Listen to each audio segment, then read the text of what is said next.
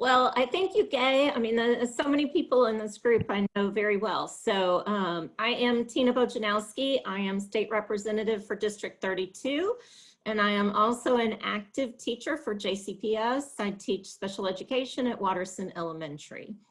So that's kind of where I am. I'll start with just an introduction to a couple of pieces of legislation that I have filed. Two specifically related to education. I have the first one we've been working on, now this is the second year, and it's a joint resolution. It's House Joint Resolution 8. And really, essentially, it's to shift our accountability system from really just creating data for the state to doing something that would benefit students, parents, and teachers to be able to understand where their students are and drive instruction, which doesn't really happen right now with our K-Prep program. Let me, hold on a second. I'm looking at, all right, good, that's better. So I was looking at kind of a blank screen and I'd rather look at people. So that's House Joint Resolution 8. We did get a hearing in committee and it passed out of committee last year, and then COVID came, so nothing happened. Over the summer, we were also asked to present it to an interim committee, a joint committee meeting, and it was Senator Wise who requested that it be heard. And he really has a strong appetite for having this pass. But as of yet, we have not, there was a change in our rules, and it used to be that when a bill was filed, they had up to 5 days to actually assign the bill to committee. And now it can linger in, so if you know that the Schoolhouse Rock about it's only a bill and a bill dies in committee, well, our bills can actually die before they even make it to committee, just by simply not ever being assigned to committee. So that's where House Joint Resolution 8 is right now. And I'm hoping that it'll move. I do have support from Regina Huff, but she hasn't been successful to get it sent to Education Committee at this point either. Some of the restrictions we have are that our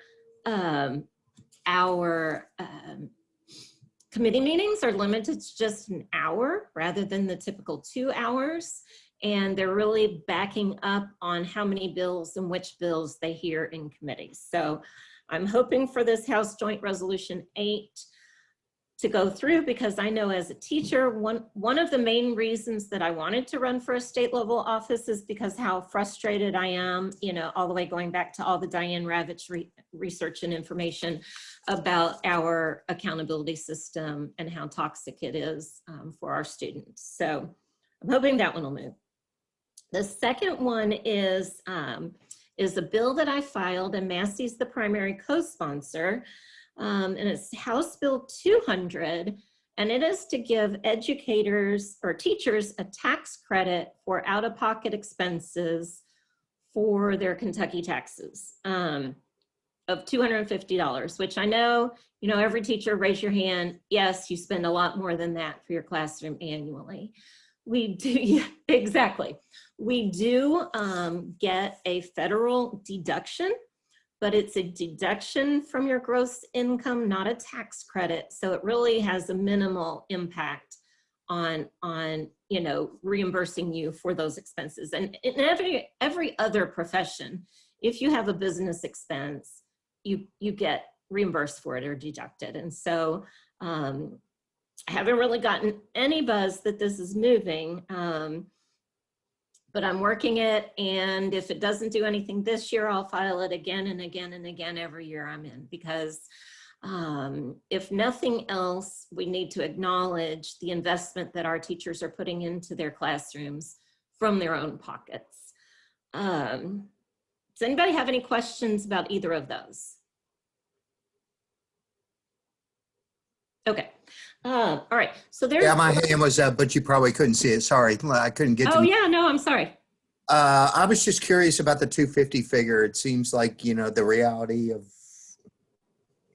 1,000's not out of practice for a lot of teachers. And why not like $1,000 tax credit as opposed to 250? Or where did you get 250? Well, I just borrowed that number from the federal, and I considered much more significant numbers, but I wanted to keep it at a point where I could get a Republican co-sponsor. And so I tried to be, I mean, if I would have done it just to make a message, I would have made it a huge amount, but I really have hope that it might go somewhere. So I wanted it to be reasonable so that I could have that Republican co-sponsorship. Thank you. Oh, you're welcome. All right, so a third thing that I've filed that even though it's not specifically education related, it is very much an important aspect in education. And that is, there's a friend of mine who has this organization that advocates for people with mental illnesses and training. And they have developed a mental health flag. And I'll show you here. So this is a mental health flag, and it has very specific reasons for each of the colors on the flag, for the gradients, for how it's wrapping around and so forth. But this mental health flag is a resolution and a bill. The bill is HB 305, and the resolution is HR 13. And really, you know, with our students, our teachers, everyone, we need to reduce the stigma and increase awareness of mental health issues. And so while it's not directly an education bill, I think it's important for all educators to not only have an awareness, but to have a situation where, you know, maybe it'll trigger someone bringing up a point, and it might help someone survive a suicide attempt or something. So those are bills that I have filed relevant to kind of education issues. What's the number on the House bill, did you say again? Yes, the House bill number is 305. Thank you. Not sure if, you know, if it was able to be run all the way through as a bill, then it would be like an official law. If that doesn't happen, I have feedback from majority leadership that will run it as a resolution. It'll have to go through committee, but then it would just be saying the appetite of the House is that this is to be the mental health flag. So from what I understand, the Senate is not too keen on passing flag bills. So that's just kind of how it goes. All right, so general updates. Well, we just went through with our caucus the orders of the day for what might be heard tomorrow. And there honestly was nothing that related to helping people in a pandemic. And that's just very frustrating. You know, of course, all of the bills, each of you I'm sure is very familiar with each of the bills that passed, and we tried to do a veto over, or we voted no for the veto overrides on them, but now they're law.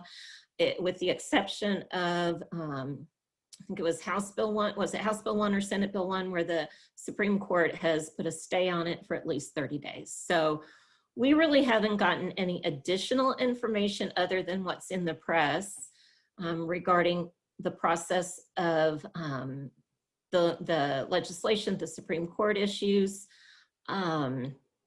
the lawsuits on the governor's power. I mean, I see Miss Anna Whites is going to be on, and she would definitely be the person to ask that question, because I think she's more astute as far as those issues. So, I mean, it's frustrating to be in our seats because we have constituents and many, many people in the Commonwealth who are very concerned about what we are doing to continue to keep our citizens safe in a pandemic. And besides saying that the governor doesn't talk to them on a regular basis and didn't talk to them, and that's why they need to do this legislation, I haven't really seen anything concrete come through. There is a bill that's pending, and I believe we're going to hear it in Education Committee tomorrow morning at 8 a.m.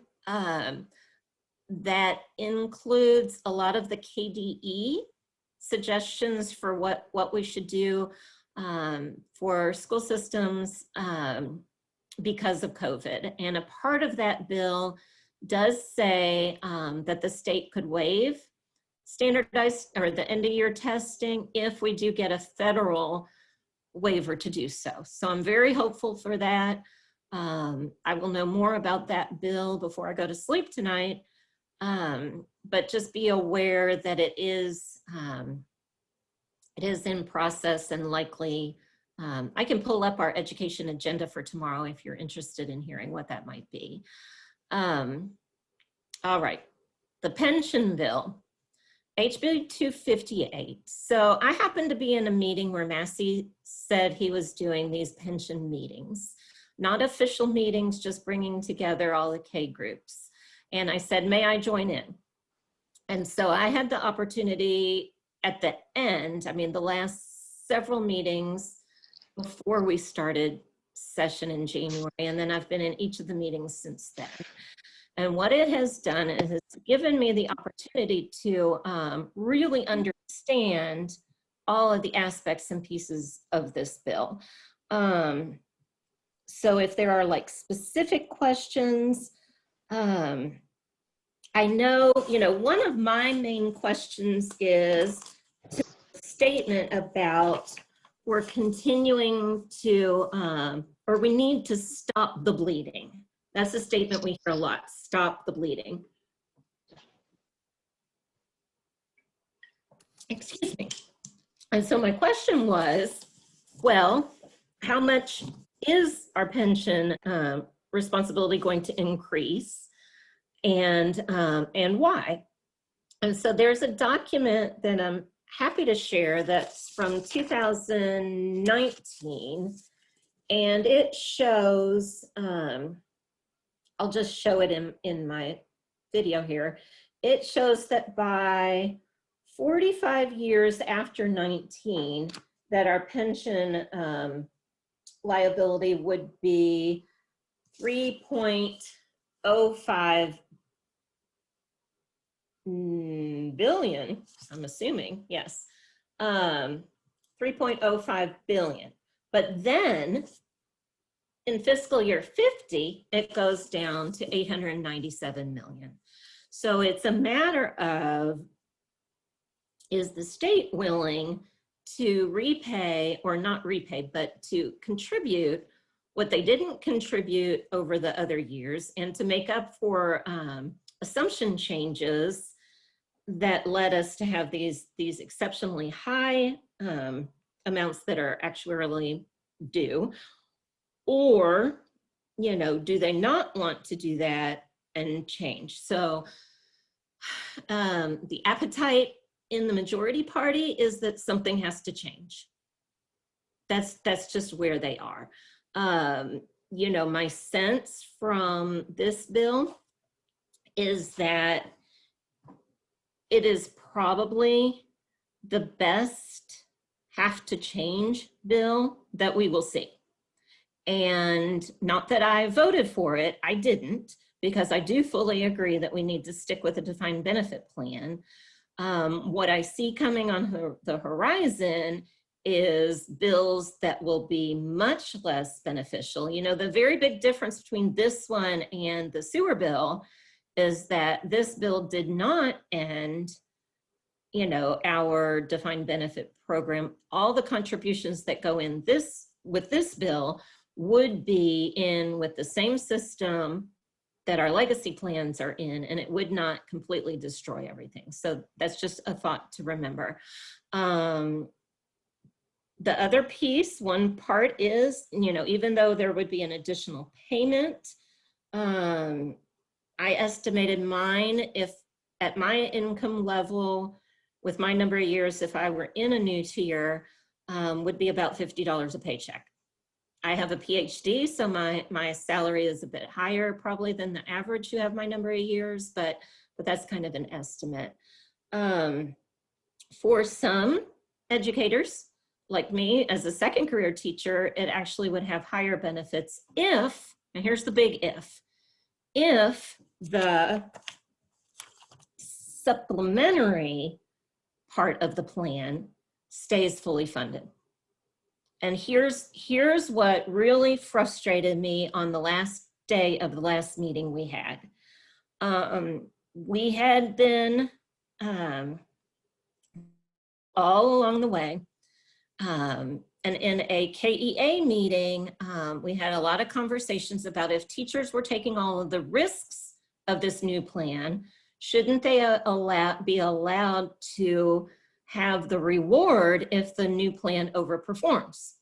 So you would assume you're taking the risks, you should have the right to have some benefit if things go really well. And until the last night, and this was, we understood, or I understood, that there's the defined benefit pension aspect, there's the supplementary kind of 401k-ish portion, and then there is what they called the stabilization reserve account. And the stabilization reserve account is where additional funds would go, and they would pull from that if they needed to supplement any shortages, or if there's a market downturn, or if there are assumption changes. So they could pull from that fund into those areas. And then theoretically, they could pull from that fund, if everything's covered and things are going well, to increase the benefits for the new hires. But what we learned the night before the bill was heard was that that money was also going to be allowed to go to pay off legacy debt. So the money from the new tier could be taken to pay off legacy debt. Well, so my statement on the floor really was, you know, what is the likelihood, if that's a possibility, that the new hires would see any part of that as additional benefits? So, so that being said, all in all, I did vote no. It's going to the Senate. The thoughts that I hear are that the Senate is going to completely change it because Damon Thayer doesn't want to have anything to do with defined benefit plans, and that conceivably, when it comes back to the House, we won't do it. So, famous last words of mice and men, right? So I don't trust the majority party. They're in power. They have a lot of power. They're going to do whatever they want to do, no matter what we do. No matter what we do. If there were thousands of us up there, I think they would still do the very same thing that they want to do. So we really are in a position where we definitely need to make our voices heard, but we also need to realize that they have that power, and they're more than willing to use it. So my hope is that the plan that comes back to this from the Senate is not something that a sufficient number of Republicans want to have passed, and we can it'll just drop for the year. That's my hope. All right, Greg, do you have a question on this? No, and I was just typing it in the chat too, but is the general public able to view the Education Committee meeting tomorrow at 8 a.m. that you mentioned? Yes, absolutely. It'll live stream on KET. I would assume, I don't know how many meetings are on, but I would assume education will be, because they have 2 portals. So I would assume that it could live stream, but I don't know what their specific schedule is. Okay. So, you know, for us, really wanting to ensure that if any pension legislation goes through, having a representative who's willing to listen and hear from relevant groups is really important.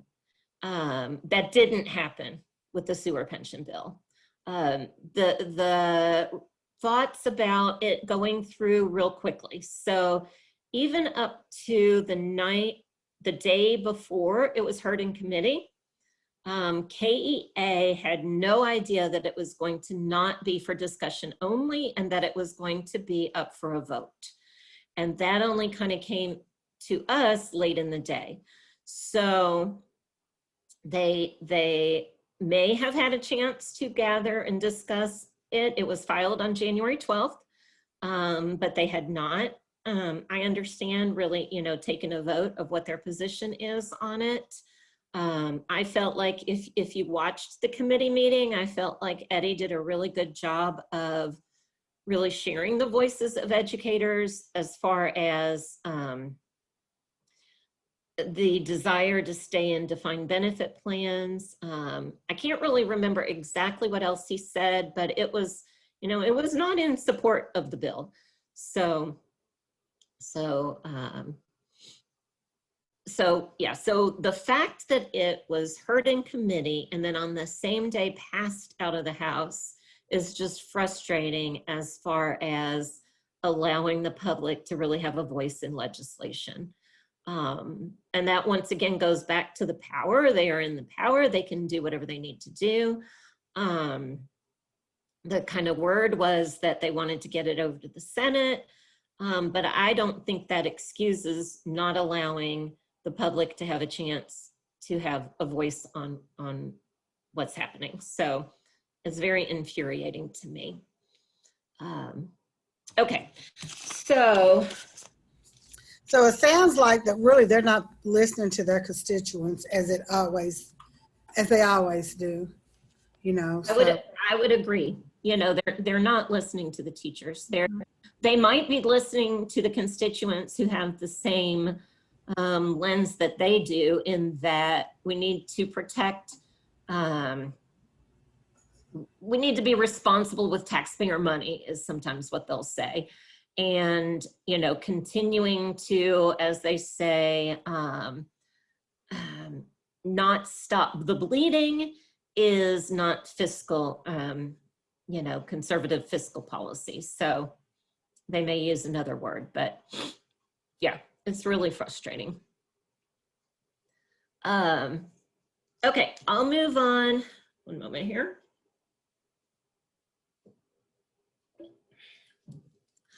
I will move on to House Bill 149. The very exciting news that I saw today, because has made it through that first step and has been assigned to A&R committee. As of when someone tweeted it, it is not on the agenda for A&R tomorrow, which puts it off for another week if it's going to happen.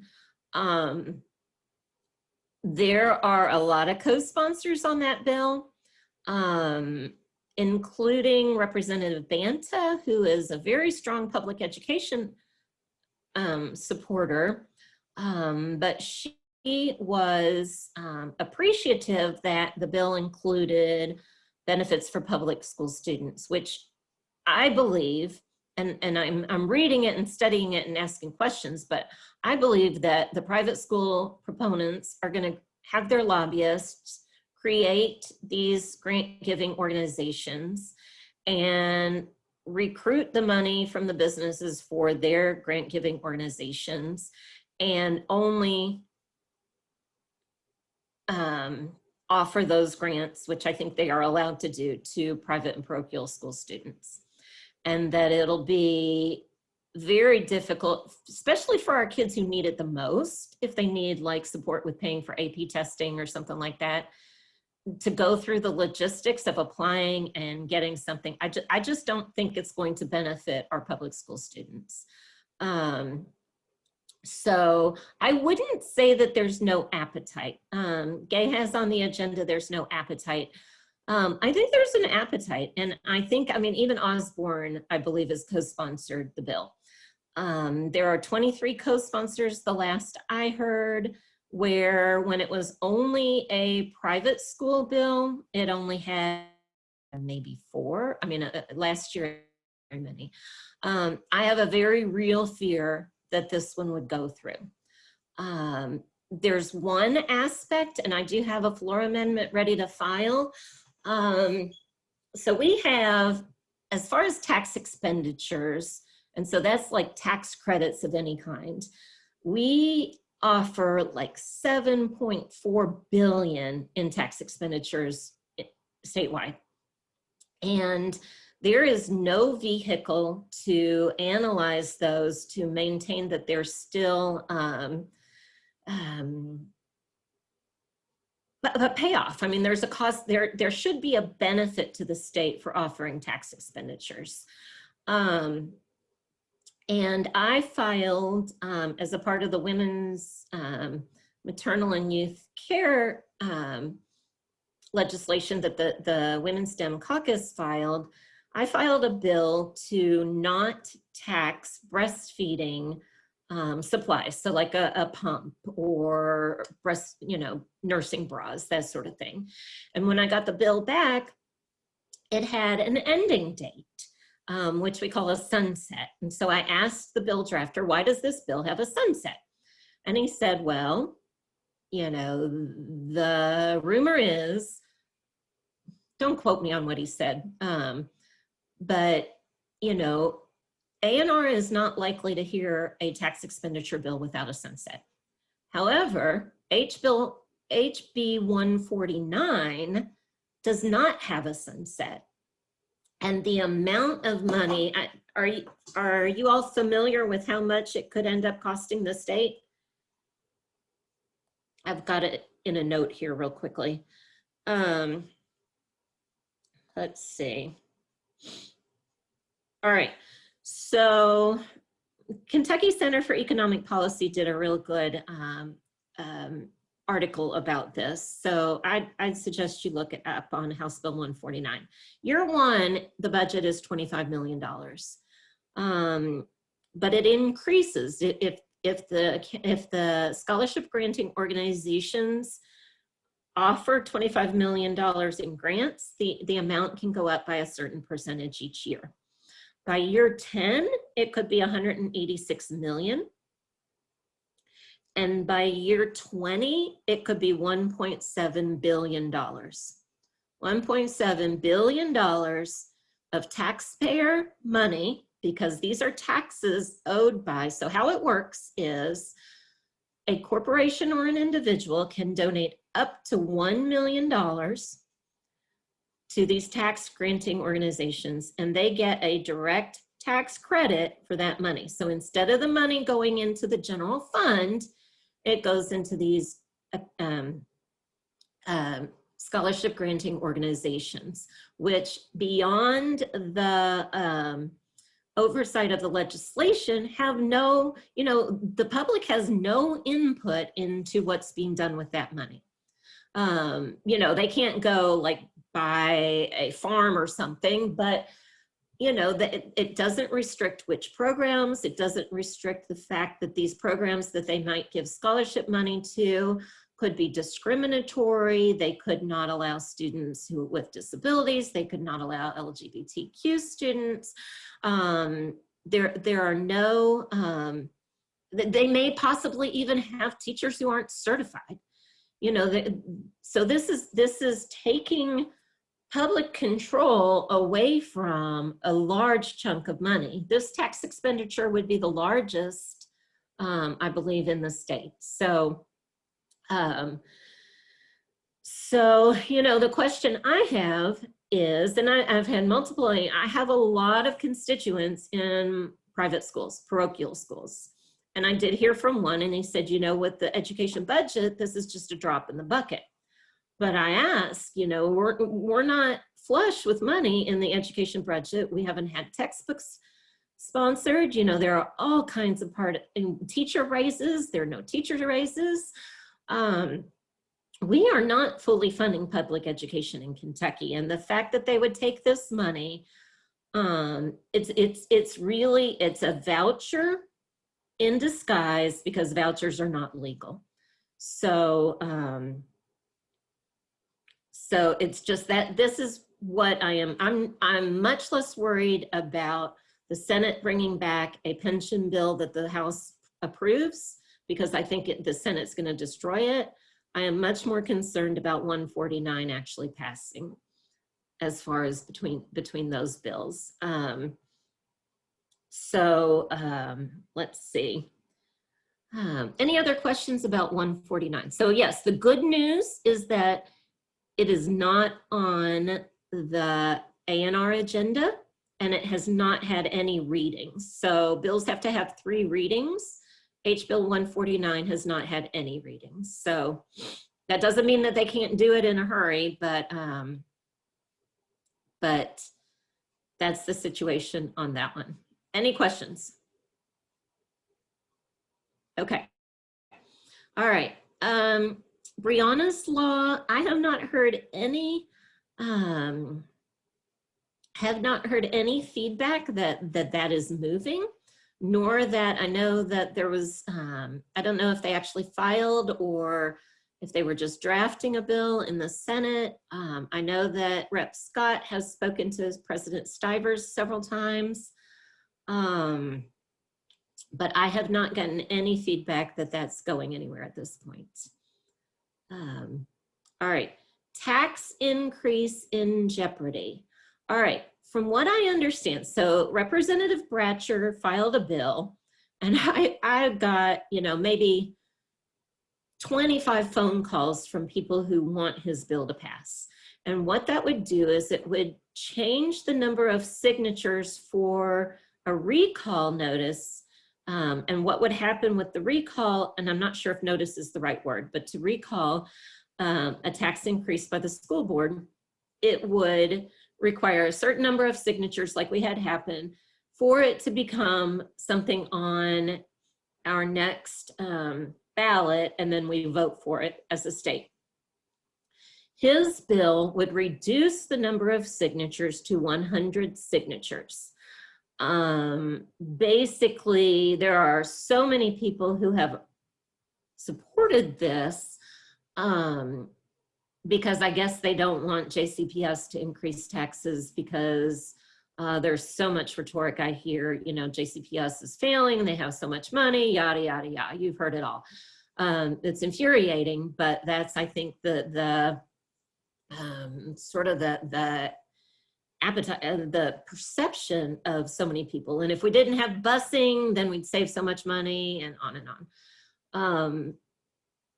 I have not heard anything about this bill moving, so it may be a non-issue. I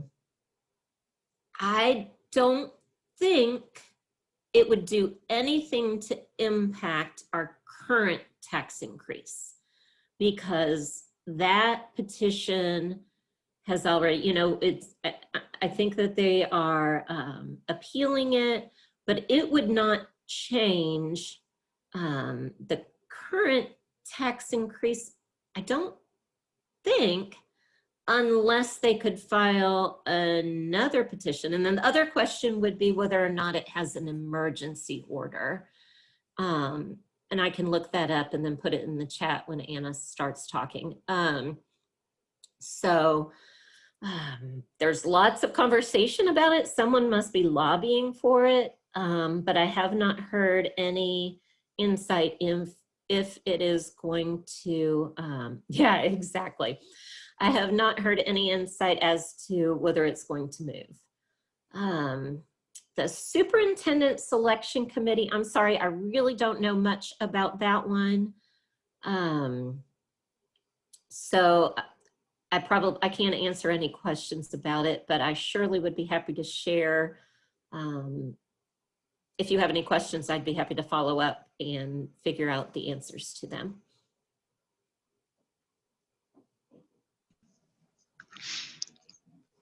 I've got a question. Can you hear me? Yes, sir. Yes, sir.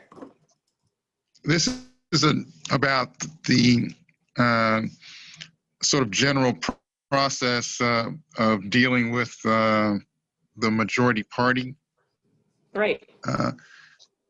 That is, for instance, I don't know how to describe it in a way that folks can understand. I don't see the Democrats having, the minority party having any kind of offensive attitude. I see the Democrats kind of on defense.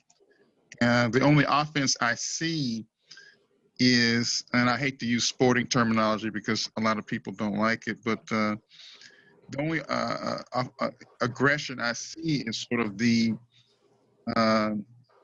sort of counter impeachments of Goforth and the Attorney General. Attorney General, in my opinion, definitely deserves to be impeached. But that's the only sort of, and that's sort of counterpunching. That is, the Republicans Right. sort of came out of nowhere with the impeachment of Bashir, and so somebody is counterpunching. Right. So it's not real offense. So I would like to hear, for instance, as far as the bill that passed, I think it was House Bill 3 that shifts the power away from Franklin Circuit Court to deal with Right. concerning Frankfurt. Is anyone filing suit to block that particular law from taking place? And if not, why not? I'm not aware. So I'm Well, that's not what aware. and Right. so, in general, is there good communication between the governor's office and the minority party leadership on, one, how to protect the governor's power and how to be effective in this particular situation that the minority power is in? Is there good communication, in your opinion? Is there good strategy? Is somebody sitting down saying, hey, we got to have a strategy, we got to have a plan? Right. As a caucus, we try to do that. I'm not aware of feedback from the governor's office. Periodically, they share with us some issues or statements that are important to them. But as far as guiding our strategy, I don't really see that we've gotten a lot of that. It's more of an internal drive. And I'll tell you kind of one thing that is exactly to your question that we've tried to do is, to try to drive the narrative. That's why the Women's Caucus filed, we had a press conference last Tuesday and we filed, I think, 31 bills in support of women and and child health, and trying to really change the conversation from just reacting to what bad things they're doing, and then into here are the really good things that we need to be doing for pregnant mothers, for the discrepancies and disparities in maternal health between different communities, all mental health issues. So really trying to change the narrative by putting together and publishing as, releasing as a group these bills that exactly speaks to your question of what are we doing, to really be on the offensive as opposed to being on the defense. What is struggling is a big struggle is that with the numbers, we are very much on a defense when it comes to making decisions about what bills are heard and, and what bills are passed. And sometimes our only avenue of regress is to stand on the floor and very publicly call them out on what are very bad bills. The second piece that we do and try to do is to generate community understanding and feedback about it. The community can drive decisions, but sometimes it ends up being, how can we convince them to vote for other representatives? And that's a very difficult thing. So yes, I very much see your concern about being on the defense. As far as the governor's impeachment issues, we really, I don't know that KDP as a party what they have done, but as a caucus, we really haven't, what we have to be careful of is making statements that would then lead us to potentially, not having votes counted if there is a vote to impeach him. So that is one caution that we have. But really, it's ridiculous what they're doing. It's obnoxious, it's horrible. Most of the discussions are in closed rooms. So besides the members on that committee, there are 4 Republicans and 3 Democrats. So, and a couple of alternates. So the members on that committee don't really, they cannot say what's going on. So we really don't have any insight if we aren't on the committee. Well, that's a legitimate concern. I think we definitely don't want any of you guys. I think there are only 25 of you, right? So we don't want you guys to have to recuse yourself. Oh, exactly. Right. So on that particular issue, but on the bills, that is, I would love to see a sort of a cohesive effort between the governor's office, the good legislators, and the nonprofits. I would love to see a cohesive effort. I saw what you all did last week, and I think that was very valuable. So that's a good thing. And we need, did you have, you were on the front steps. Did you have, was it all legislators, or did you have friendly nonprofits there with you? I just didn't see that. Our members on that day who were behind the podium were all legislators. Okay, great. Well, I think what you guys did was great. At some other time, and that is, if you need friendly nonprofits, I think that could be, coordinated. Okay, thank you. But that's what I would like to see, is coordination between the governor's office, the minority party, and friendly nonprofits on these bills. I would love to see that. Yeah. Thank you. And Randy had his hand up. Hi, I'm Randy. Hi. Yes. I just wanted to express a few thoughts about the pension swindle that's being attempted once again by Jerry Miller and C. Ed Massey. Jerry Miller, as you well know, pushed through that sewer bill in the dark of the night. He's now attempting to do the same thing. And I don't think that he quite realizes there are among us many teachers who will not be bullied. And that's what these Republicans are attempting to do. And I think they underestimate the power of angry teachers. We instituted sick outs in 2018, and they had to back down from that shenanigan that Jerry tried to push through.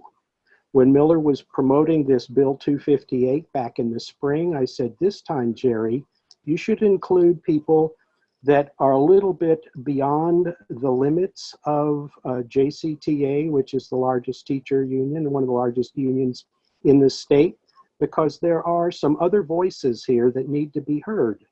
Needless to say, he disregarded that, did not include us, and we are not being well represented by our union, which is JCTA. And I think that the legislators, such as perhaps you and Morgan McGarvey, need to understand that there are those among us who value education in spite of the perceived power that this Republican supermajority believes that it has. Mm-hmm. We are willing to stand up and stand firm to protect education. We're not in favor of 258 and this divide and conquer approach, which cuts off new hires and the commingling of funds under the TRS board with overage supposedly then going to pay the benefits or the legacy debt of TRS is simply a shell game. They're trying to hoodwink us, and if they weren't trying to hoodwink us, they wouldn't be in such a hurry to push this bill through, and to push this bill through during a pandemic. Why Right, is it sure. so crucial right now? We have a virus that is changing, mutations. We're being pushed back into the classrooms. I'm repeatedly receiving emails questioning my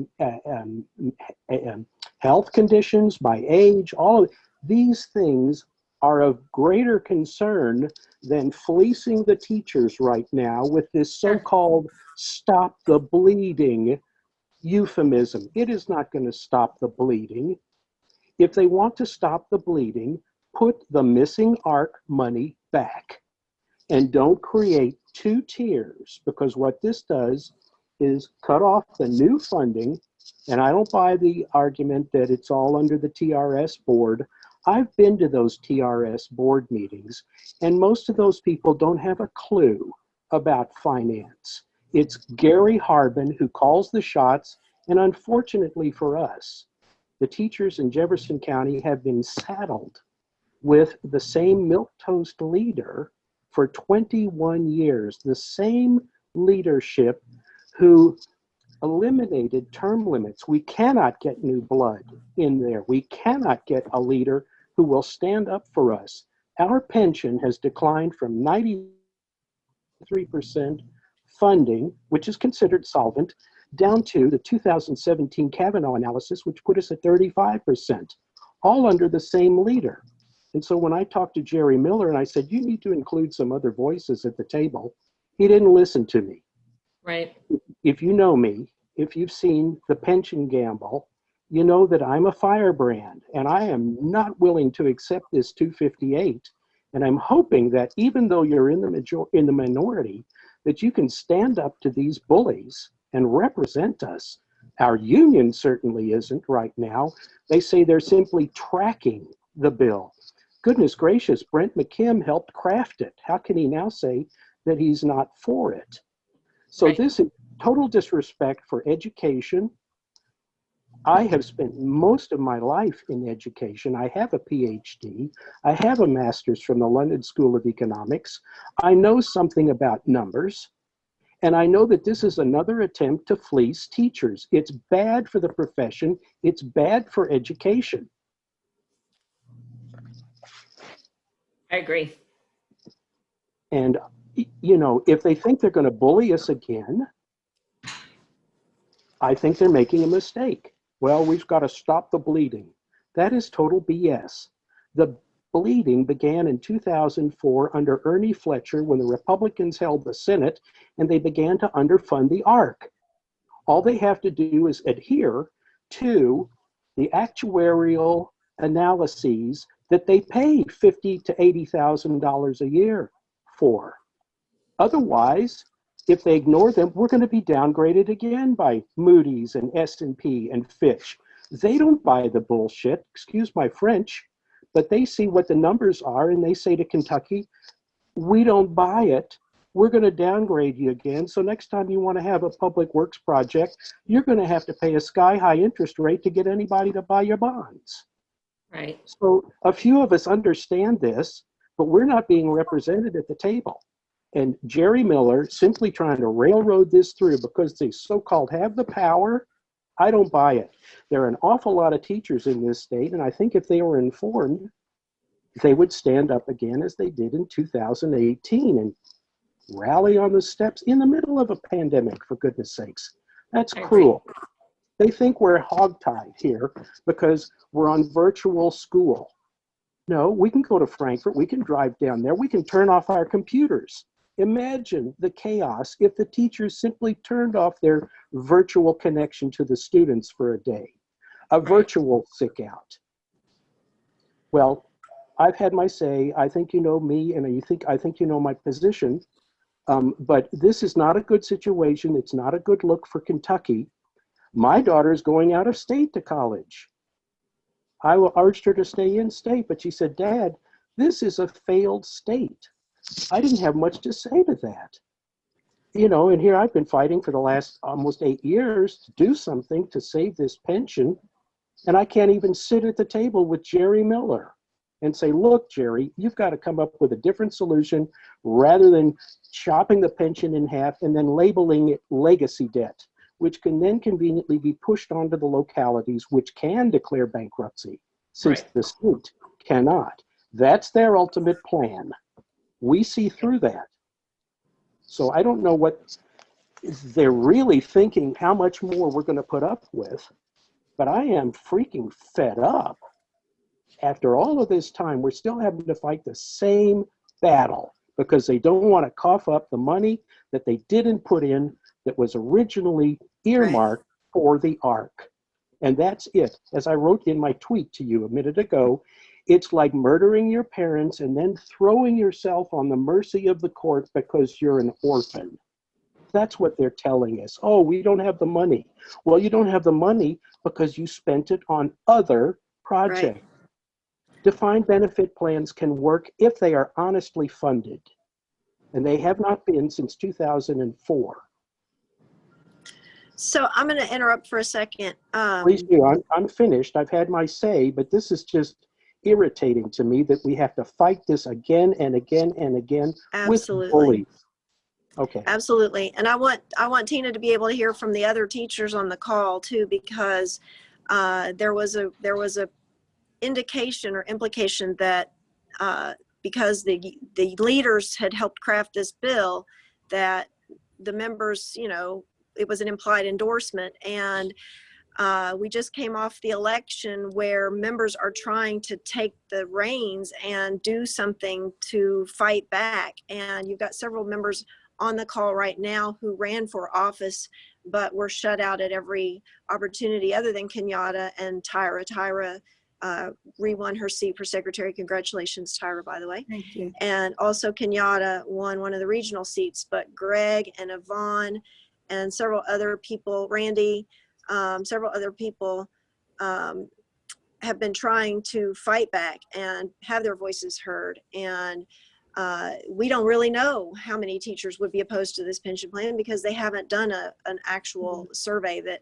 in any way wasn't unbiased. So I want you to hear from some of the other folks on the call who ran for these seats.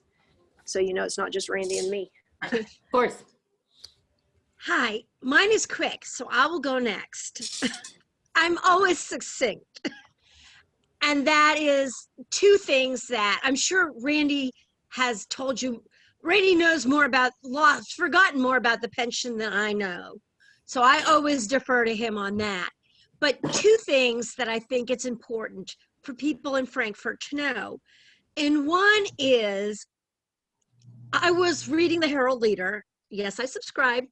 In addition to the Courier, where there was an article talking about, which there's been nothing really, basically in the CJ, talking about House Bill 258. And JCTA and KEA have not taken a position, but for somebody who has not taken a position, there was lots of complimentary language from Brent McKim. But the thing that really stuck in my craw was he was talking about this is a plan who has buy-in from all stakeholders. Really? Because no one asked the teachers. No one asked the classified staff. I mean, in other states, I'm with National Educators United, which is like a national union democracy group. And I start hearing about other unions who have general membership meetings more than once a decade, who when they do stuff like this, they ask their members, who have their members vote on endorsements. I mean, they have so much more democracy than we do. So when you hear them saying that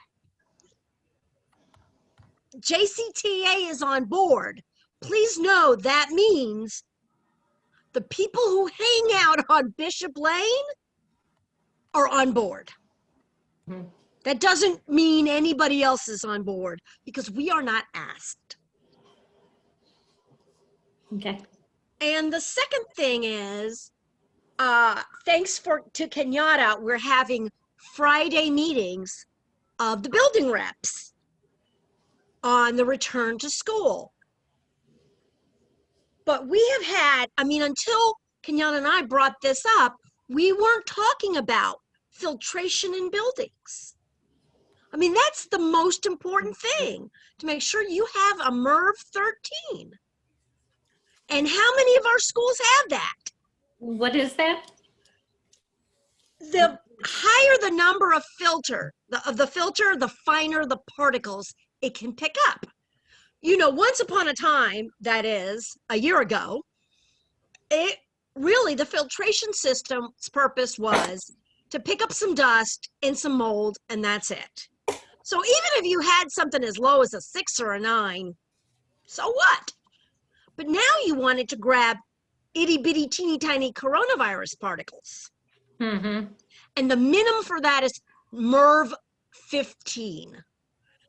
Okay. I mean, MERV 13 rather. 15 is better. It goes up to 16 or 17, but you need, if not, then your own heating and air conditioning system is taking coronavirus. The kids may not be meeting in the hall, but their air is circulating all over the room. So this whole thing about kids can't be in the hallways together, which is good, means nothing, because their air, Jimmy in the 2nd grade has COVID, and it is going into every other classroom through the HVAC. I'll add in here, there's one issue that I've been really trying to advocate for and understand. So we have, of course, the new school safety legislation where all the rooms need to be shut, the doors need to be shut and locked. Well, I'm in a classroom with 3 other teachers because I do special ed. Excuse me for a minute, get that to Granny. I'm in a classroom with 3 other teachers who do special ed, and we have no windows. So I'm really trying to push hard through whatever way I can figure out to do it, for there to be a waiver, and there can be a waiver granted, but the district has to do it, so that if you're in a room that doesn't have windows, that potentially that your door could be open, because I quite honestly think we are more at risk of COVID spreading than we are of having a gunman come in. So, Well, and even if you have a window, my building was built in 1959, and you know, Tina, I'm older than you. I'm an old lady. that, I don't know, I'm pretty old. But I'm pretty sure that window was painted shut when I was still a child. Right. You can't open that window. It was painted shut decades ago. Right. Right. Greg, do you want to chime in on the pension concern? Yeah, I'll just say quickly, you know, shell games are successful with a lot of distractions, and we seem to have a lot of distractions going on with teachers right now. It seems to me you could appeal to some old school honor. I mean, what you're doing is cowardly, or practice your I never, and kind of start to think kind of thing. But I am just I share Randy's frustration, and I can't, it is amazing to me to see the brutality and speed at which this is trying to be pushed through in the middle of everything else going. Well, we did forget one tiny matter, and I promise it's 60 seconds worth, Tina. And that is, you know, they talk about this new grouping for the new hires, saying that doesn't have any debt. You know, we have the legacy debt over here, and they'll always be fine. Well, you know what? The original grouping was fine once upon a time. That's right. And there is no guarantee. I mean, there's nothing in there that says you have to do the arc or somebody's throat gets slit, which is what it would take. Well, I mean, that was very much a question that I asked. What would keep General Assembly for not putting money in the budget to cover this, you know, the 10% that the state's supposed to put in, or the 10.75%? And, you know, it's something they're supposed to do by law. Well, obviously it didn't keep them from not doing it in the past. And then to compound my concern is with that, the extra fund, the stabilization reserve account. If that money, if it accumulates, if it can go over to the legacy funds and pay off debt, there is not going to be money to cover downfalls. And this, or the state might say there's plenty in the stabilization reserve account. We're not going to make our required budget amount this year. So yes, I agree completely that it may look all fine and dandy, but we know what can happen. Well, and we've learned from what's happened in other states, and we know that this is part of a privatization agenda to undermine public education. So even pretend like any of these proposals are made in good faith is, Right. You know, and so as my representative, I would like to encourage you to speak out when it comes back, because I have a feeling it's going to come back, and say And you've it's going heard to be from horrible.